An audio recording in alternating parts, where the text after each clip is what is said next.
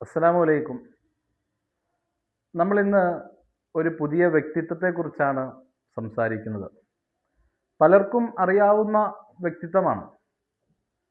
പരിശുദ്ധ ഖുർആൻ എടുത്ത് പരിശോധിച്ച് നോക്കിയാൽ അള്ളാഹു ധാരാളം പ്രവാചകന്മാരെ കുറിച്ച് ഖുർആനിൻ്റെ വിവിധങ്ങളായ സ്ഥലങ്ങളിൽ പറഞ്ഞിട്ടുണ്ട്.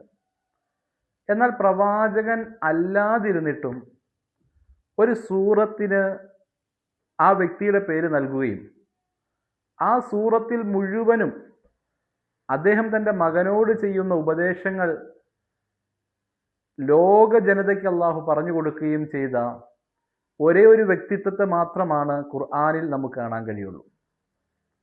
അത്തരത്തിൽ അള്ളാഹു പോലും ബഹുമാനിക്കുന്ന അവസ്ഥയിലേക്ക് എത്തിയ എന്നാൽ പ്രവാചകനല്ലാത്ത ഒരു വ്യക്തിത്വമാണ് ലുക്മാൻ അലൈഹിസ്സലാം.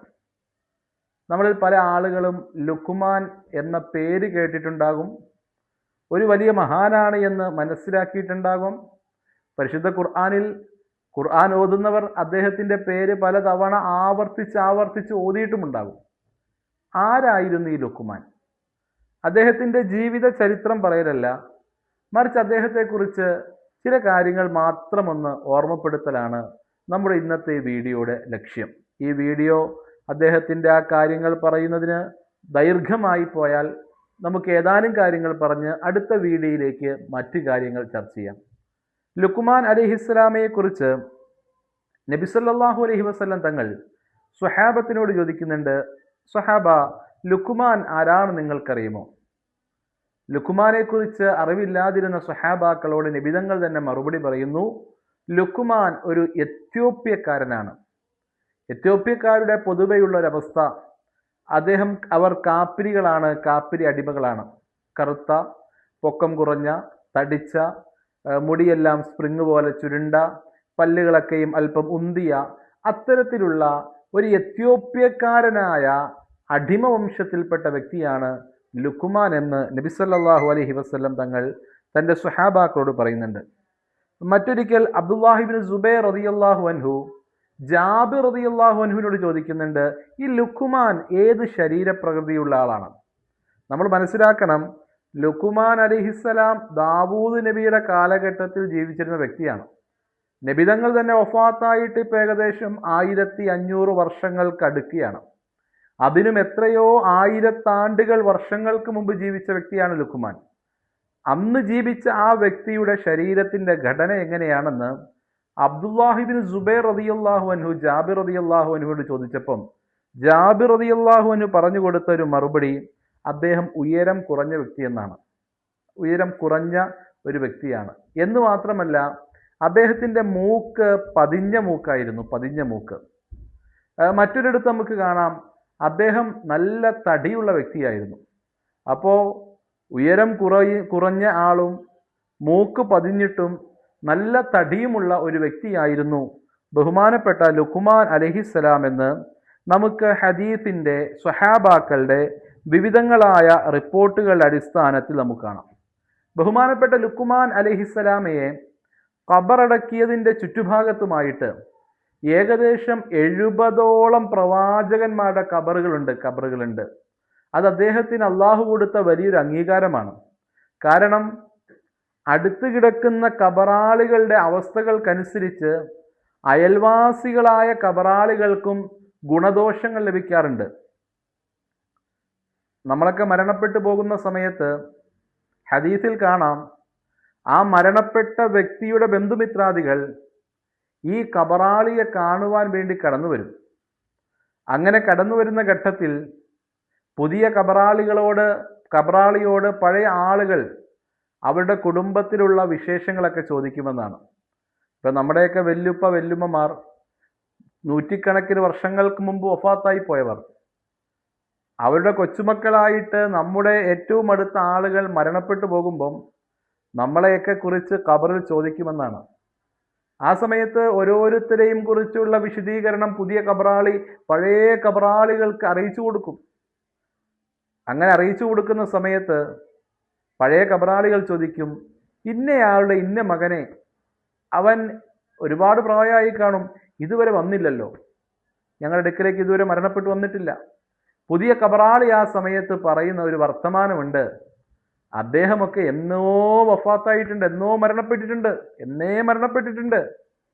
ആ സമയത്ത് പഴയ കബറാളികൾ പറയും, അദ്ദേഹം ഇതുവരെ ഞങ്ങളിലേക്ക് വന്നിട്ടില്ല, അദ്ദേഹം ഒരുപക്ഷെ നരകവാസിയായിക്കൊണ്ട് നരകവാസികളുടെ കൂട്ടത്തിലായി മാറ്റപ്പെട്ടിട്ടുണ്ടാകും.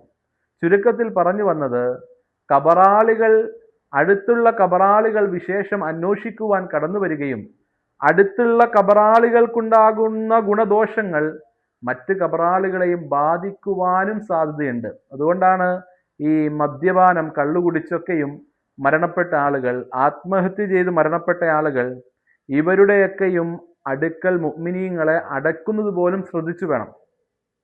കാരണം അവർ ചെയ്തത് വലിയൊരു പാപമാണ്. അതിൻ്റെ ഒരു മിഥില സവാബ് എന്ന് നമ്മൾ സാധാരണ പ്രതിഫലത്തെക്കുറിച്ച് പറയുന്ന പോലെ അവർക്ക് തത്തുല്യമായതല്ലെങ്കിൽ പോലും ചെറിയ ചെറിയ ദോഷങ്ങൾ അടുത്തുള്ള കബറാളികളെയും ബാധിക്കാനിടയുണ്ട്. എന്നാൽ പരിശുദ്ധമായ ദീനിൽ ഒരാൾ കള്ളുകുടിച്ച് മരിച്ചതിൻ്റെ പേരിൽ, അല്ലെങ്കിൽ ഒരാൾ ആത്മഹത്യ ചെയ്തതിൻ്റെ പേരിൽ അയാളെ തെമ്മാടി കുഴികളിലൊന്നും അടക്കുക എന്ന സംവിധാനവുമില്ല.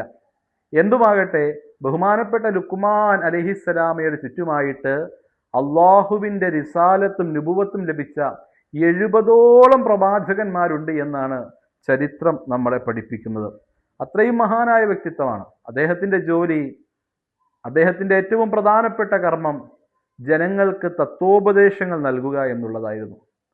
എന്നാൽ അദ്ദേഹത്തിന് ശേഷം ബഹുമാനപ്പെട്ട ദാവൂദ് നബി ആ കാലഘട്ടത്തിൽ നബിയായിട്ടും രാജാവായിട്ടും കടന്നു വന്നപ്പോൾ അദ്ദേഹം ജനങ്ങൾക്ക് ഫത്വ കൊടുക്കുന്ന ആ പ്രവൃത്തി ഉപേക്ഷിച്ചു. ദാവൂദ് നബി ആ സമയത്ത് ചോദിക്കുന്നുണ്ട്, നിങ്ങൾ എന്താണിപ്പോൾ ജനങ്ങൾക്ക് ഈ ഫത്വകൾ, ഈ കർമ്മപരമായ കാര്യങ്ങളിലുള്ള വിശകലനം നൽകാത്തത്? ആ സമയത്ത് ബഹുമാനപ്പെട്ട ലുക്മാൻ അലൈഹിസ്സലാം പറഞ്ഞു വന്നാണ്, നിങ്ങളുള്ളപ്പോൾ പിന്നീട് ഞാൻ അപ്പണി ചെയ്യേണ്ട കാര്യമില്ലല്ലോ. നിങ്ങൾ കടന്നു വന്നു, നിങ്ങൾ നബിയാണ്, റിസാലത്തും നുബുവത്തും ലഭിച്ച റസൂലും നബിയുമാണ്. നിങ്ങൾ വരുമ്പോൾ ഇനി ഞാൻ അപ്പണി ചെയ്യേണ്ടതില്ലല്ലോ എന്ന് പറഞ്ഞുകൊണ്ട് ബഹുമാനപ്പെട്ടവർ താൻ നൽകുന്ന ഫത്വകൾ അവിടെ വെച്ച് അവസാനിപ്പിച്ചുവെന്നും ചരിത്രത്തിൽ നമുക്ക് കാണാം. എന്നു മാത്രമല്ല, അദ്ദേഹം വിവിധങ്ങളായ ജോലികൾ ചെയ്തിരുന്നുവെന്നാണ്. വിവിധങ്ങളായ ജോലികൾ. അദ്ദേഹം ആശാരിപ്പണി ചെയ്തിട്ടുണ്ട്. ബെഡ്, തലയിണകൾ നിർമ്മിക്കുന്ന ആളായിരുന്നുവെന്ന് നമുക്ക് റൂഹുൽ മആനി പോലെയുള്ള കിതാബുകളിൽ കാണാം. തുന്നൽ വേല ചെയ്തിട്ടുണ്ടെന്ന് കാണാം. ആട്ടിടയനായിരുന്നുവെന്ന് കാണാം. ഇതിൻ്റെയൊക്കെ ഏകദേശം ചുരുക്കം, അദ്ദേഹം തൻ്റെ ജീവിതത്തിൻ്റെ വിവിധങ്ങളായ കാലഘട്ടങ്ങളിൽ പല വിധത്തിലുള്ള ജോലികൾ ചെയ്തു എന്നാണ് നമ്മൾ മനസ്സിലാക്കേണ്ടത്. ഇങ്ങനെയൊക്കെയും ചരിത്രത്തിൽ വല്ലാണ്ട് രേഖപ്പെടുത്തി വച്ചിരിക്കുന്ന പരിശുദ്ധമായ ഖുർആനിൽ പ്രവാചകൻ അല്ലാതിരുന്നിട്ടും അള്ളാഹു പേര് പറയുകയും സൂറത്തിന് പേര് നൽകുകയും ചെയ്ത മഹാനായ വ്യക്തിത്വമാണ് ലുക്മാൻ. അദ്ദേഹത്തിൻ്റെ മകനോടുള്ള തത്വോപദേശങ്ങളാണ് സൂറത്തുൽ ലുക്മാനിൻ്റെ വിവിധങ്ങളായ ഭാഗങ്ങളിൽ നമുക്ക് കാണാൻ കഴിയുക. അള്ളാഹു ആ സൂറത്ത് പഠിക്കുവാൻ, ആ സൂറത്തിൽ പറഞ്ഞ തത്വോപദേശങ്ങൾ ജീവിതത്തിൽ പുലർത്തുവാനും, നാളെ മരണപ്പെട്ട് സ്വർഗീയമായ ആരാമങ്ങളിൽ ചെല്ലുമ്പോൾ ലുക്മാൻ അലൈഹിസ്സലാമയെ, ഈ പറയപ്പെട്ട രൂപത്തിലുള്ള ലുക്മാൻ അലൈഹിസ്സലാമയെ കാണുവാനും അദ്ദേഹത്തോട് ഇന്ന ഇന്ന വിശേഷങ്ങൾ പറയുവാനും, നിങ്ങളെക്കുറിച്ച് ഞങ്ങൾ മനസ്സിലാക്കിയിട്ടുണ്ട് കേട്ടോ എന്നൊക്കെ പറയാനുള്ള നല്ല തൗഫീഖ് നൽകുമാറാകട്ടെ. അസ്സലാമു അലൈക്കും വറഹ്മത്തുള്ളാഹി വബറകാതുഹു.